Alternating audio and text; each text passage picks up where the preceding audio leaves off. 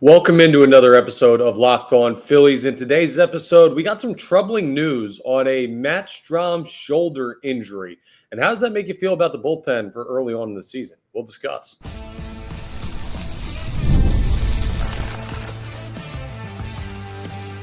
You are Locked On Phillies, your daily Philadelphia Phillies podcast. Part of the Locked On Podcast Network, your team every day.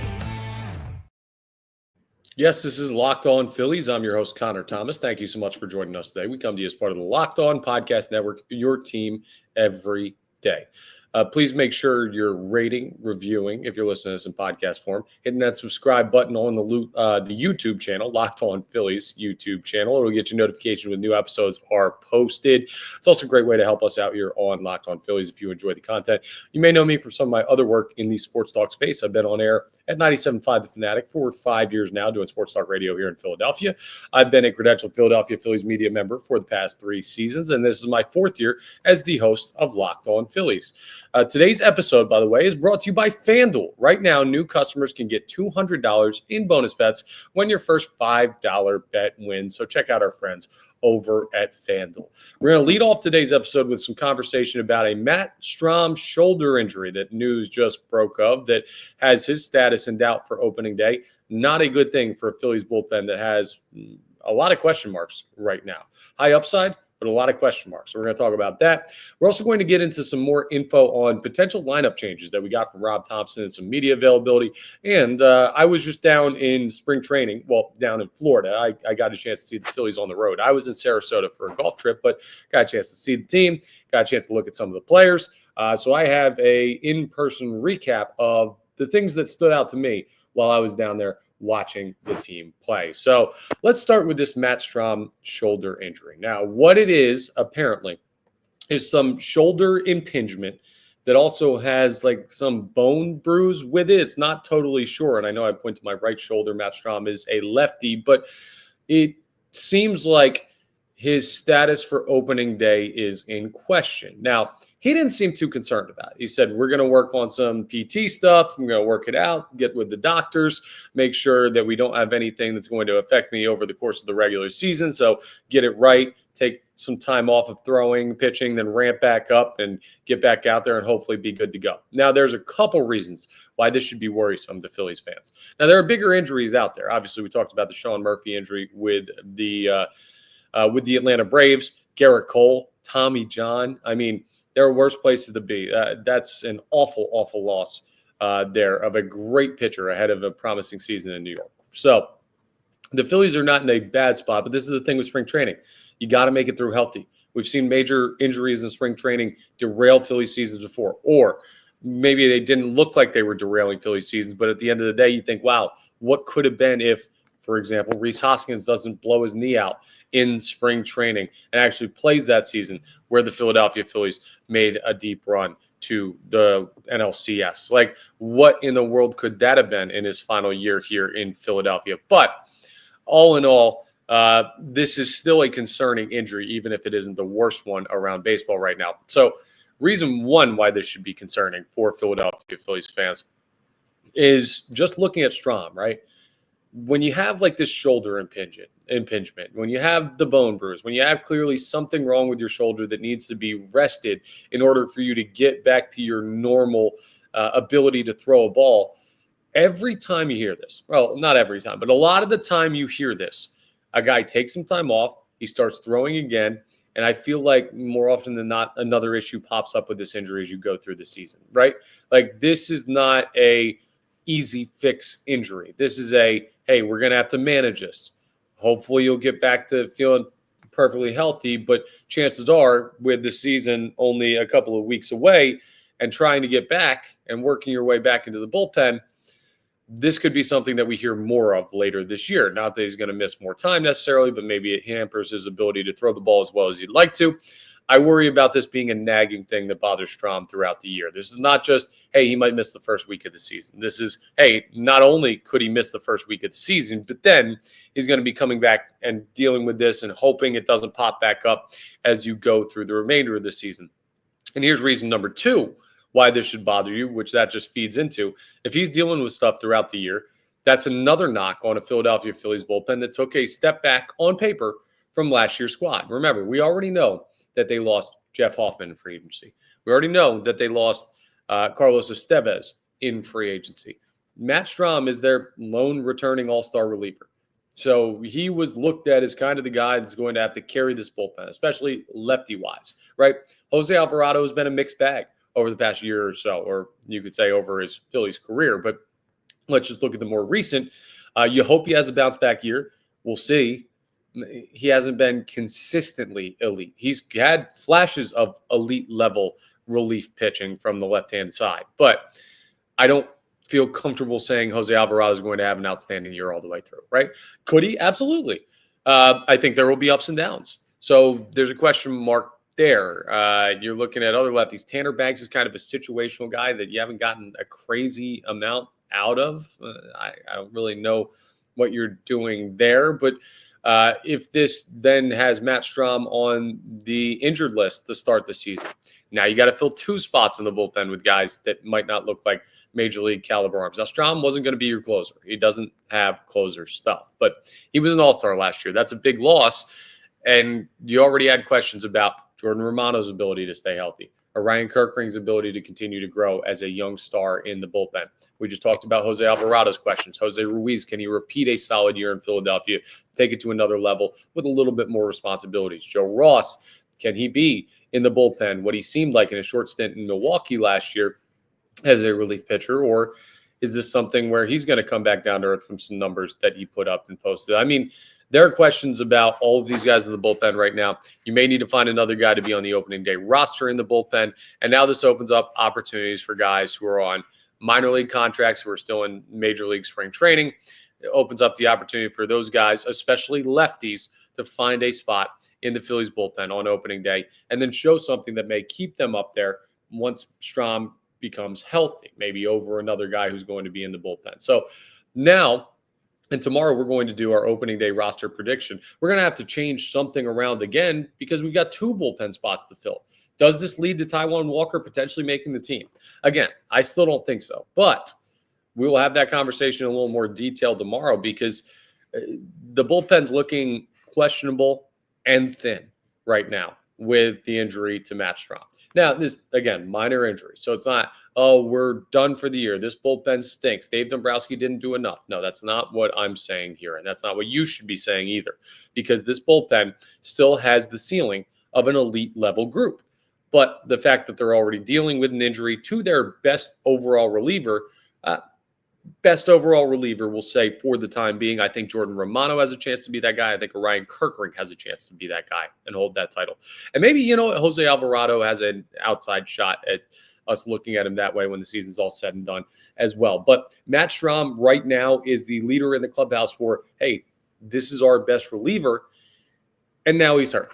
So you've got to kind of figure that out. And it's a reminder what we said throughout spring training. You've heard me mention multiple times on this show. You got to get out healthy.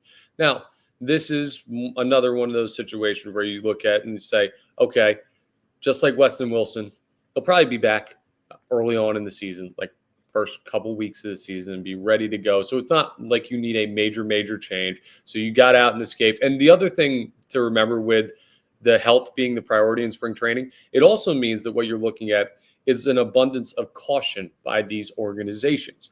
This ain't Game 7 of the World Series happening tomorrow, all right? It's just another game down in sunny Clearwater. I'm going to tell you about sunny Florida in the final segment and some guys that I saw that, well, one guy particularly who really impressed me down there when I watched the Phils play a little ball in person for the first time in 4 months. But anyway, when you're down in spring training, if you feel even the slightest bit of discomfort and you're a guy like Matt Strahm, like if you're trying to make the team, you may say, hey, shoulder doesn't feel great, but you know what? I'm good. And then if it really starts to hurt, then you say, okay, well, I got to do what's best. Or the team will say, we got to do what's best long-term for you. Calm down.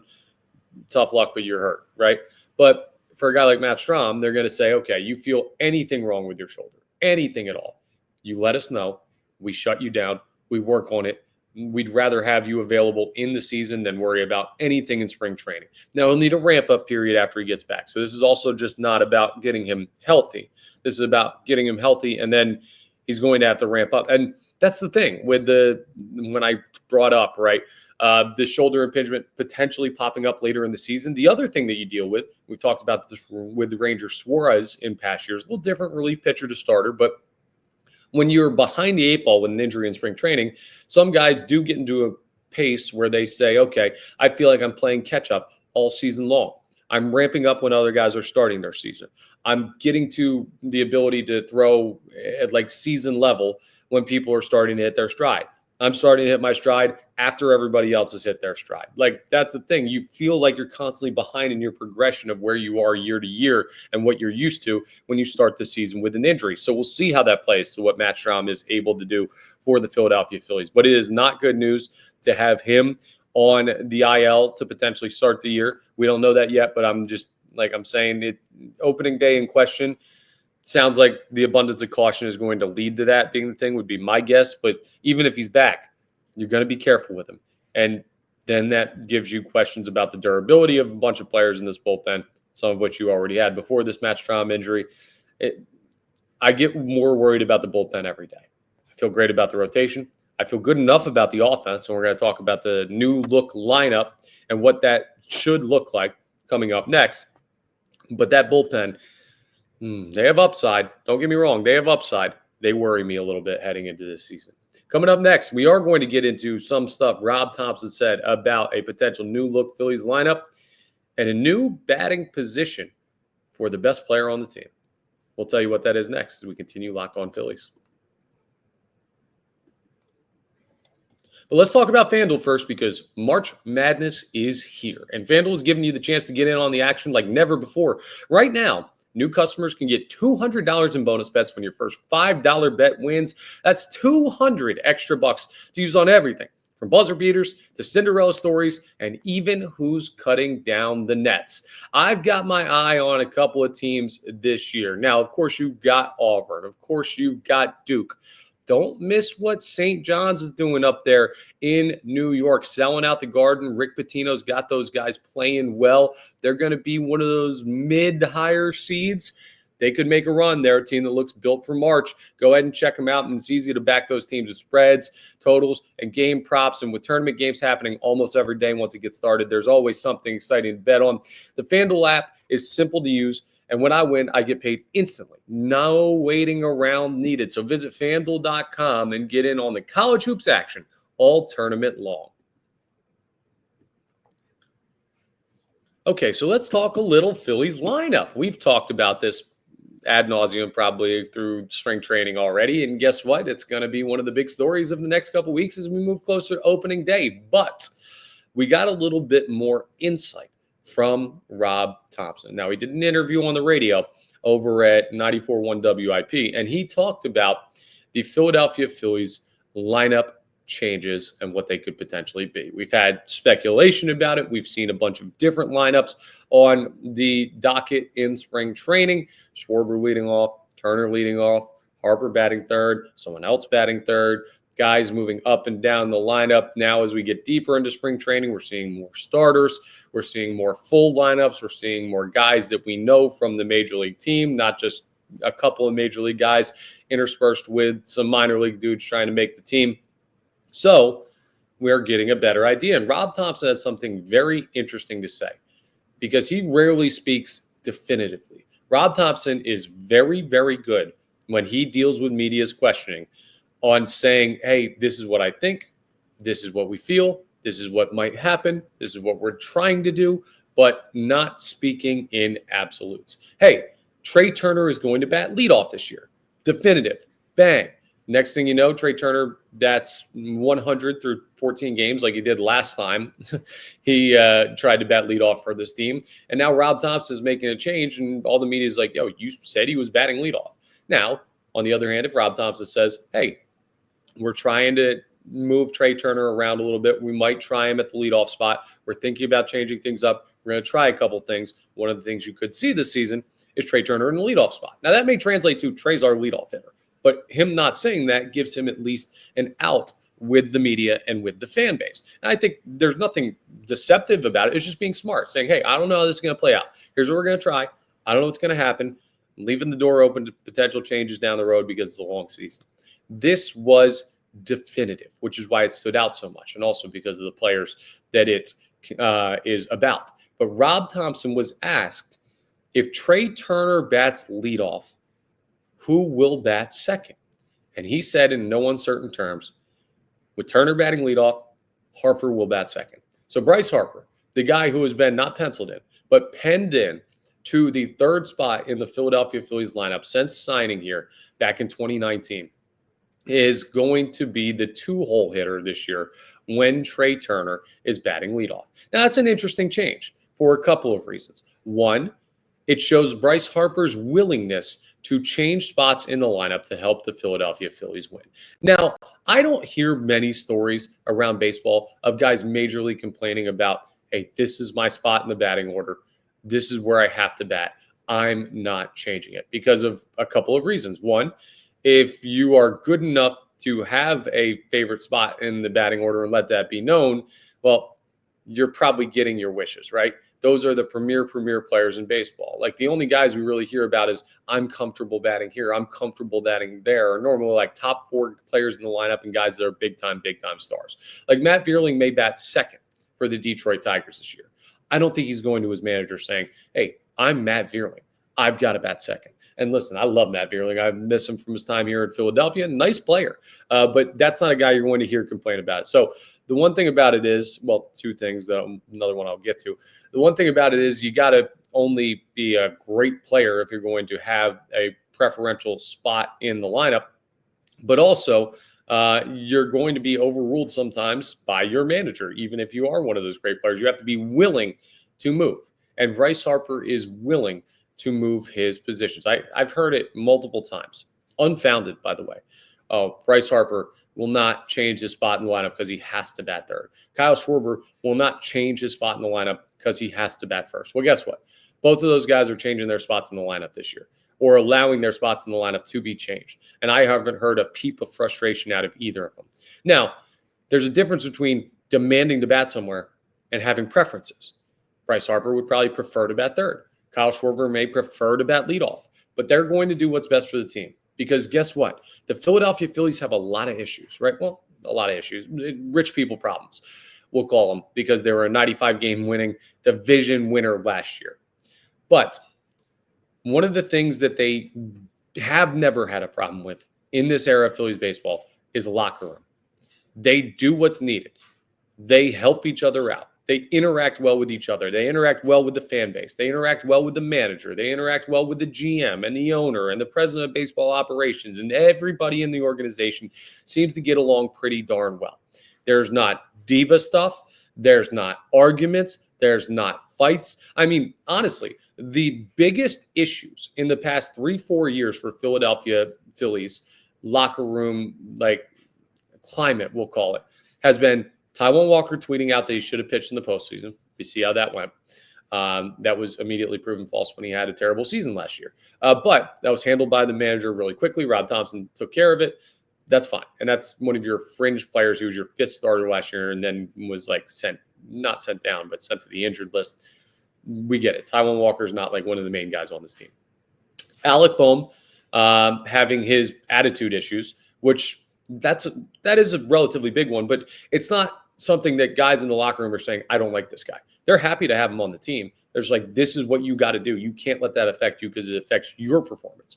And if you're not up to snuff, we can't go to where we want to go. So they're not fighting in the locker room when Alec Bohm throws his helmet after getting out. They're just like, dude, come on, man, that's not good for you. And what's not good for you is not good for all of us.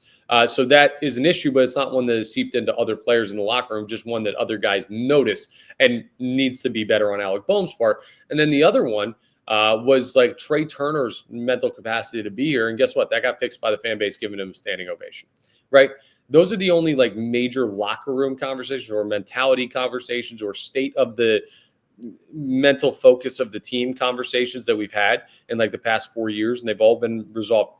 Well, Bohm, we don't know if it's resolved yet, but the other two have been resolved quickly and easily. And the Bohm thing, they have a plan and they've discussed it and it seems to be heading in the right direction. So I don't take this whole batting second thing as a anti what Bryce Harper wants to do deal. Here's why it seems they're doing it, because Trey Turner is a big on-base guy. Bryce Harper is a guy that can drive in runs. You get him up there so that you could potentially have Kyle Schwarber protect him, or Castellanos, or Bohm. And then you could put Schwarber in the cleanup spot. And guess what? Now you have Turner batting leadoff, Harper batting second, Schwarber batting cleanup. All spots that seem to kind of fit them well. I like Bryce Harper better in the 3-hole, but now you can alternate righty-lefty. Turner righty, Harper lefty, either Castellanos or Bohm batting third, righty or righty, and then Schwarber, you've got batting cleanup, who's another lefty. You're able to split that. I mean, it just works out perfectly. It makes too much sense. I don't think Bryce Harper in the 3-hole would have been a bad thing. I don't think he would have forced his way into the 3-hole, and clearly he's comfortable moving to the 2-hole spot because his team needs him to do that or wants him to do that.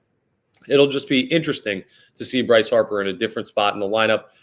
I got to be honest. I don't know that it'll jumpstart the Philadelphia Phillies. I think if they were going to make a move, though, this probably seems to make the most sense for what we know the preferences of Rob Thomson and the rest of the Phillies brass are. The handedness changes. The best players at the top of the lineup, guys in spots that seem to suit what they do well. Yeah, I can get with this. We'll see how it plays out. But so far, the Phillies lineup changes, they've made sense. We're not going to know till we see it in action. And see it in action, by the way, we're going to have a conversation about this in one of the episodes closer to opening day.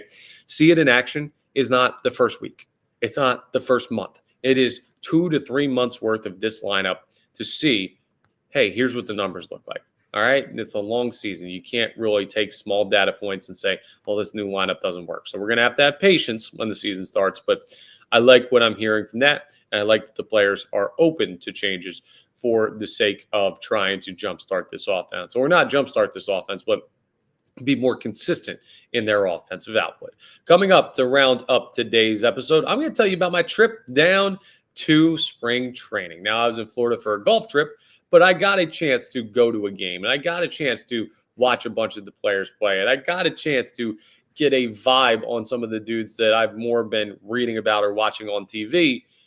And there's one dude that really, really stood out. And I will tell you who that is next as we continue today's episode.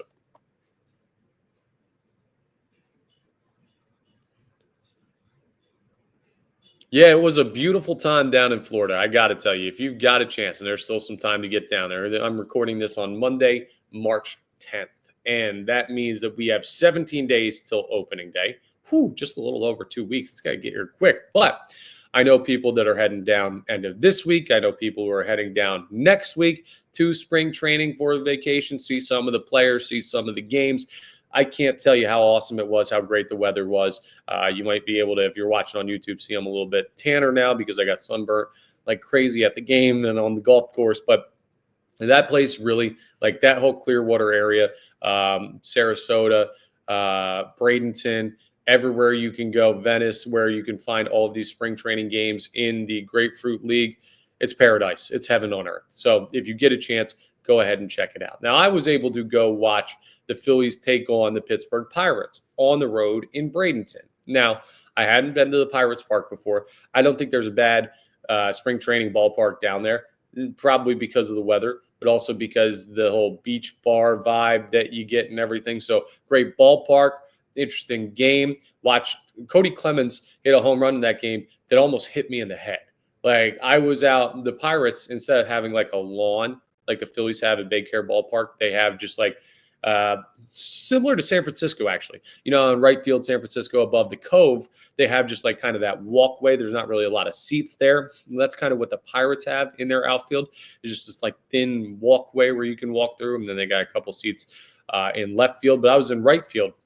And Cody Clemens mashes a ball. And you can see the outfielder start to come back. And I was like, I totally don't see it. Sun's in my eyes. A lot of people around there, I'm like, I'm getting out of here. And I ducked down and just came like right over where I was standing with some of my buddies. So that was cool to see Cody show a little bit of pop off. But the guy that I was most impressed by, you've heard about him throughout spring training. He's starting to become one of those pop-up names when you're discussing the Philadelphia Phillies right now. I don't know what his involvement with the Phillies is going to be this year, if any, because he's still a young player. But Gabriel Rincones Jr. is well, I don't want to say he's the real deal, but he is impressive. I will tell you that. The guy just kind of does everything well. And he also just gives off the vibe of somebody who knows he's starting to get his moment. There are some dudes that you will see get this first pop of like, oh, wow, people are starting to talk about me. I'm starting to be mentioned by a couple writers. I'm having a nice spring training. Could I make the team? Could I be called up for the first time to the major leagues this year because of the performance I had in spring training? The answer to that second one, I believe, is yes. I think we will see Gabriel Rincones Jr. at the major league level at some point this year. Part of that is because the outfield depth just isn't there. Like, he could play right, he could play left. He can come up and left-handed bat as well, so he could be like a depth option for Castellanos in right, or he could be an injury replacement for a guy like, who knows, Max Kepler if he goes down or something. Now, the hope is you don't have injury issues, but we know with the Philadelphia Phillies and the long baseball season, that is going to happen at some point, at some position. So here's why he impressed me, though. There's some guys, when they get that moment, they don't seem comfortable, right? Or they're not used to it yet. You say, okay, you look like you're trying to figure it out still. I think back to guys like Scott Kingery, great in the minor leagues, got paid a big contract, got his opportunity, and then you start to watch him play, and you're just like, he just doesn't look like he's all comfortable being the guy that the team's trying to make him into. Mickey Moniak was another guy, former number 1 overall pick, and he never really gave the vibe of a guy who had, I don't want to say confidence, because I don't know what's going on in these heads, but you can kind of see the way guys carry themselves if they're comfortable in the moment that they're in the role that they're in getting the recognition that they are getting when they start to have their little breakout moments in spring training or in the regular season. And I'll tell you what, Rincones is comfortable being in that moment. I saw him interacting with media. I saw him signing autographs. I saw him working through stuff with his teammates. Like, I saw him doing some good stuff. And on the field, there's very little he can't do. Can swipe bags, can hit for power, can field all right. I mean, that dude might be something, right? I'm not ready to say he's a star. I'm not ready to say he's their next top prospect. I'm not ready to say don't trade Gabriel Rincones Jr. You're going to regret it. Like, we're not going to go too far on this because, again, it is spring training. But of all the guys that I saw down there, saw a couple of the minor league guys throw. I saw Moises Chase throw a bullpen. He looked pretty darn good. Accuracy was a little bit all over the place. But again, I'm judging this off of a bullpen, not his in-game. I was standing right above the Phillies bullpen for a good amount of the game, so I got to watch some of the younger guys throw. He looked good, pumping velocity and everything like that, big-bodied guy. But my point is, I'm not trying to make these grand sweeping generalizations about a player off of one spring training game that I was able to watch while I was down in Florida on vacation. But I get the vibe from Gabriel Rincones Jr.